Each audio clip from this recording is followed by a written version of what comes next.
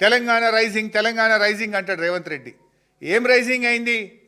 2-3 విషయాల్లో రైజింగ్ అయింది. మర్డర్లు పెరిగినాయి ఈ రాష్ట్రంలో, అత్యాచారాలు మర్డర్లు 50% పెరిగినాయి ఈ రాష్ట్రంలో.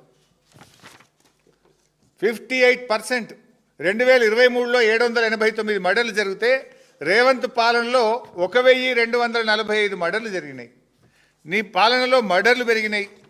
నీ పాలనలో మహిళలపై అత్యాచారాలు 35% అత్యాచారాలు పెరిగినాయి నీ పాలనలో. మహిళల్ని నువ్వు కోటీశ్వరులు చేయలే, మహిళల మీద నీ పాలనలో అత్యాచారాలు పెరిగినాయి. మహిళల భద్రత కరువైపోయింది నీ పాలనలో. నీ పాలనలో ఆత్మహత్యలు పెరిగినాయి. రైతులు 822 మంది చనిపోయినారు. ఆటో డ్రైవర్లు 179 మంది చనిపోయినారు. గురుకుల విద్యార్థులు 116 మంది చనిపోయినారు.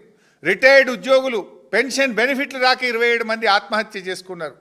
బిల్డర్లు ఆత్మహత్య చేసుకున్నారు. ఇవాళ చివరికి బీసీ రిజర్వేషన్ ఇవ్వక బీసీలను మోసం చేస్తే ఒక బీసీ యువకుడు కూడా ఆత్మహత్య చేసుకునే పరిస్థితి తెచ్చినావు నువ్వు.